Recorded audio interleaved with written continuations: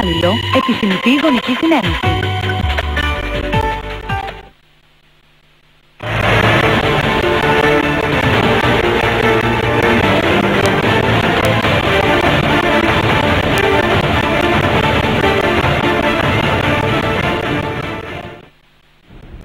Επιστροφή για το δεύτερο μέρος εκπομπής, πάντα ζωντανά από το στούντιο Πάτρας του Λεπάντο, και πάμε στο Δήμο Δήμης. Η μάχη καλά κρατεί για τον υποψήφιο δήμαρχο Πατρέων, Χρήστος Νικολάου, αναμετράται με τον Διονύση Γκοτσούλια. Εμείς έχουμε μαζί μας τον κύριο Διονύση Γκοτσούλια, είναι εδώ και τον καλησπερίζω. Καλώς μας ήρθατε, κύριε Γκοτσούλια. Ευχαριστώ πολύ, να είστε καλά. Σήμερα είναι μια κρίσιμη ημέρα, κύριε Γκοτσούλια. Κρίσιμη ημέρα και είναι πολλά τα θέματα που θα σηκώσετε στην πλάτη σας και πολλά τα βάρη που θα κληθείτε να σηκώσετε και σαν δήμαρχος, και νομίζω ότι δεν φοβάστε τα βάρη. Κοιτάξτε να δείτε, δεν τα φοβάμαι, διότι έχω υπηρετήσει επί σειρά ετών την αυτοδιοίκηση και ξέρω ότι η αυτοδιοίκηση είναι ένα κομμάτι στο οποίο θέλει μεγάλη προσφορά, είτε ο δήμαρχος είτε δημοτικός σύμβουλος είσαι, προκειμένου να υπηρετήσει τα κοινά. Είναι μια συνεχής προσπάθεια, άοκτη προσπάθεια, και πρέπει να αντιληφθούμε όλοι ότι δεν είναι ένα σκαλοπάτι για να ανέβεις πιο πάνω. Είναι ένα σκαλοπάτι το οποίο πρέπει να το υπηρετήσει σωστά.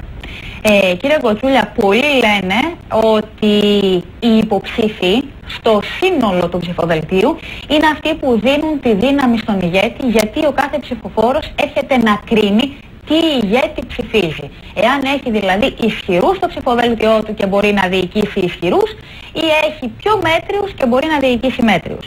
Σήμερα έχουμε τη σταυροδοσία και μπορούμε να ξέρουμε ποιος από τους δύο συνδυασμούς, όποιος μάλλον από τους δύο συνδυασμούς εκλεγεί, τι δήμο θα φτιάξει. Ποιο λοιπόν είναι το δικό σας μότο για το συνδυασμό όπως πλέον διαμορφώθηκε με τους σταυρούς του κόσμου?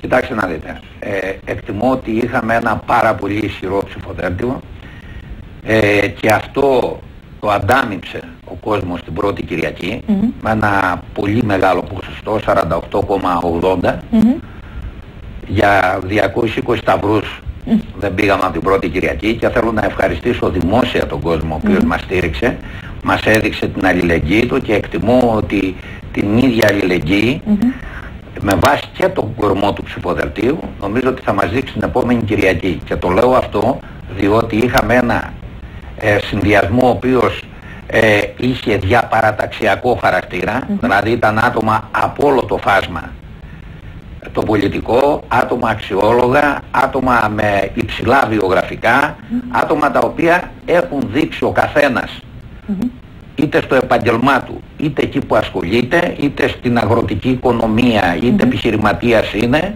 είτε υπάλληλος είναι, έχουν δείξει ότι είναι ό,τι το καλύτερο υπάρχει στην τοπική μας κοινωνία. Και νομίζω ότι αυτό βάρινε πάρα πολύ το να αναδείξει πρώτο συνδυασμό, το συνδυασμό του Διονύση Γκοτσούλια. Όσον αφορά στην επόμενη μέρα και τη μάχη της Κυριακής, έχουν πολλά να δούμε, κύριε Γκοτσούλια, και σίγουρα θα είναι μια μάχη των μαχών, θα πω εγώ. Αλλά είναι πολλοί αυτοί οι οποίοι δεν σας επέλεξαν, κύριε Γκοτσούλια, στον πρώτο γύρο. Και επέλεξαν έναν εκ των τριών. Και τον κύριο Νικολάου που είναι ο μονομάχος σας, αλλά και τους άλλους δύο έτερους υποψηφίους σας. Και τον κύριο Αλέκο Θανόπουλο και τον κύριο Παναγιώτη Κουνάβη.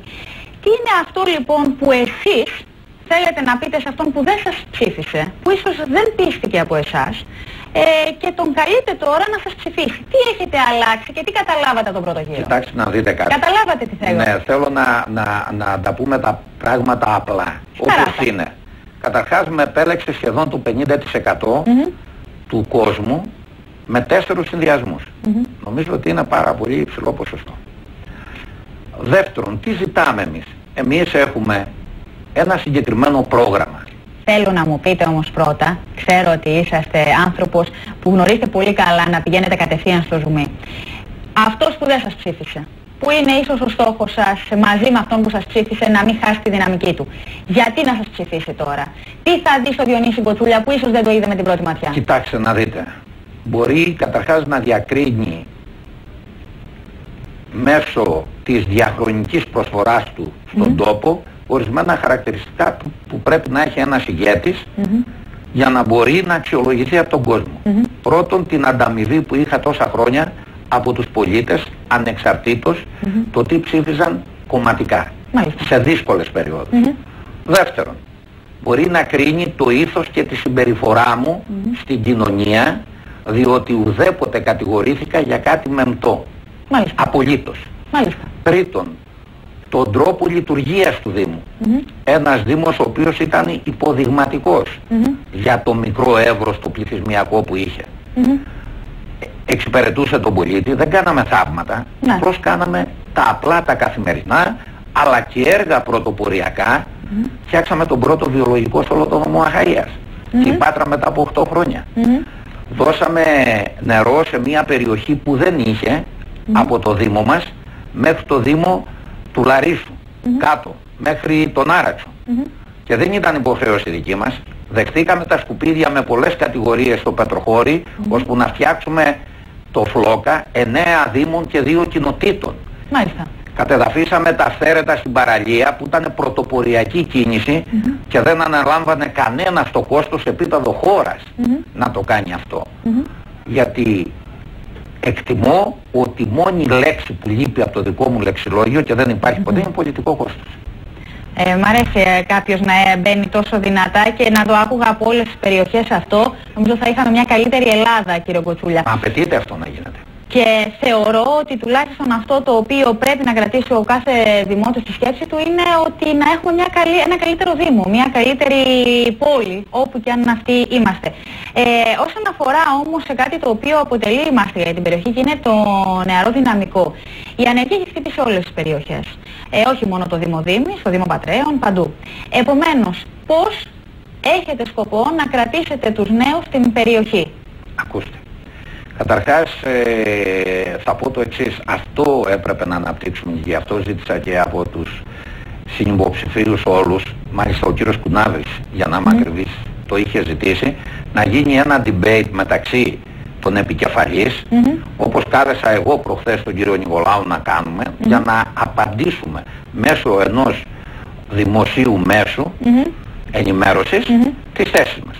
Και το λέω αυτό διότι είμαστε ο συνδυασμός ο οποίος έχει όπως έγινε με τον κύριο Χριστόπουλο και τον κύριο Πελετίδη. Συγκεκριμένο πρόγραμμα, ενώ από την άλλη πλευρά δεν υπάρχει καν τυπωμένο πρόγραμμα τι θα γίνουν τα επόμενα 5 χρόνια. Και αυτό είναι πρωτάκουστο και πρωτόγνωρο για ένα συνδυασμό να μην έχει τυπωμένο σε ένα κομμάτι χαρτί απλό αν θέλετε το πρόγραμμά του για την επόμενη 5 ετία. Μπαίνω λοιπόν στην ερώτηση. Θα σας πω κάτι.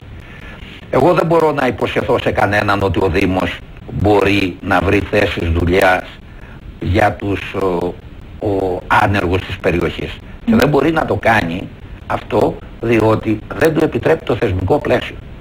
Και θα σας πω ένα παράδειγμα που ο Δήμος μπορούσε να πάρει ανθρώπους μέσω ενός προγράμματος για τα άτομα με ειδικές ανάγκες.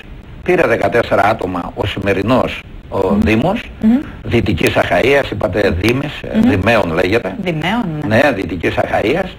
Λοιπόν, τα οποία είναι απλήρωτα 12 μήνες από το Δήμο. Άραγε το να πάρεις μπορεί να σου δοθεί μια ευκαιρία ορισμένες ευπαθείς ομάδες πληθυσμού να πάρεις αυτό μέσω του συγκεκριμένου προγράμματος ή μέσω 5 μήνων, τα οποία είναι πλέον ΜΕΣΕΠ. Αλλά ο Δήμος να κάνεις προσλήψεις με το παλιό σύστημα πλέον δεν υπάρχει. Ο Δήμος τι πρέπει να κάνει όμως? Πρέπει να κάνει το εξής απλό. Να δώσει ευκαιρίες μέσω έργων υποδομής, μέσω μιας στρατηγικής που πρέπει να έχει για τα δικά μας χαρακτηριστικά της περιοχής μας, δηλαδή του πρωτογενή τομέα και του τουρισμού, που είναι μοχλή ανάπτυξη κατά την άποψή μου για όλη την πατρίδα μας, να βρει λοιπόν να διευκολύνει αυτούς τους δύο τομείς για να μπορέσουν να προσελκύσουν τουρισμό αλλά και να πουλήσουν τα προϊόντα. Επειδή το ΕΣΠΑ το τονίζουν περισσότερο ότι θα είναι μια κινητήρης δύναμη στην άποψη του ρευστού, έχετε τις υποδομές, κύριε Κοτσούλια, για να αξιοποιηθεί το ΕΣΠΑ στην Δυτική Αχαΐα? Κοιτάξτε, βεβαίως έχουμε και θα σας πω 3 πρώτα πράγματα τα οποία μπορούν να γίνουν άμεσα. Αλλά θέλουν ανθρώπους με δύναμη, με εμπειρία, με γνώση, να μπορούν να μην είναι πέτες στην κυβέρνηση, αλλά να μπορούν να ανοίγουν τις πόρτες και αν και να ανάγκη βιαίως για να υπηρετήσουν τα συμφέροντα των συμπολιτών τους. Έχουμε 3 έργα τα οποία είναι αυτά τα οποία μπορούν να δώσουν όθηση σε ολόκληρη την περιοχή. Όσον αφορά τον πρωτογενή τομέα, είναι το κομμάτι της επέκτασης του φράγματος του Ποινιού, ένα έργο το οποίο είναι πανέτοιμο για να ενταχθεί, που θα λύσει προβλήματα γιατί θα μειώσει το κόστος παραγωγής πάρα πολύ, και άραγε η ΔΕΗ που σήμερα είναι βραχνάς για τους αγρότες και κόβεται καθημερινά το ρεύμα, θα μπουν με την άντληση μέσω του Ποινιού να έχουν φθηνότερο κόστος παραγωγής. Άραγε έτσι μειώνεται το κόστος των προϊόντων, έτσι πουλάμε φθηνότερα, έτσι ζουνε, όπως ξέρετε, κυλιόμενα το θέμα, ζήτηση και κατανάλωση. Αυτό το θέμα λοιπόν είναι το ένα. Το δεύτερο είναι ότι είναι μια ολόκληρη περιοχή πανέμορφη τουριστικά και έχει τη δυνατότητα να αξιοποιηθεί, αλλά αυτή τη στιγμή δεν έχει νερό για ίδρυυση. Ποια ξενοδοχειακή μονάδα θα έρθει να επενδύσει? Πώς θα αναπτυχθεί η παραθεριστική κατοικία που πρέπει κατά την άποψή μου να συνδεθεί η Πάτρα μέχρι τη Λακόπετρα με ένα χωροταξικά ενιαίο χώρο παραθεριστικής κατοικίας, με ένα σύγχρονο σιδηρόδρομο ο οποίος θα φτάνει. Έχετε τη βούληση να γίνει αυτό? Φυσικά, αυτά είναι έτοιμα και θα τα κάνουμε. Γιατί είναι στο πρόγραμμά μας το οποίο περιγράφεται και δεν είναι ουτοπικά, είναι ζητήματα και έργα τα οποία αναπτύσσουν την περιοχή. Η ασφάλεια, τι ρόλο θα παίξει όλα αυτά? Ένα μεγάλο ζήτημα το οποίο ούκο λίγες φορές το έχουν παρουσιάσει σε ρεπορτάζ, κύριε Κοτσούλια, είναι ότι ένα αστυνομικό τμήμα μπορεί να καλύπτει χιλιόμετρα με έκνομη συμπεριφορά ιδιαιτέρως αυξημένη στην περιοχή. Πιστεύω ότι πρέπει να γνωρίζετε ότι αυτή την περίοδο ήδη είναι στα σκαριά ένα νομοσχέδιο για την αναδιάρθρωση της αστυνομίας. Εμείς χρόνια τώρα ζητάμε υποδιεύθυνση στην περιοχή, έχει μεγαλώσει πληθυσμιακά ο Δήμος. Κάνατε κάποιες επαφές τώρα, γιατί οι συναντιώσεις κάνουν πολύ κόσμο? Κοιτάξτε, έχω κάνει επαφές για ό,τι σημαντικό υπάρχει στην περιοχή μου, όχι μόνο σαν υποψήφιος, και όταν αυτή την περίοδο της αγρανάπασης, όπως είχα πει. Κάνατε έργο.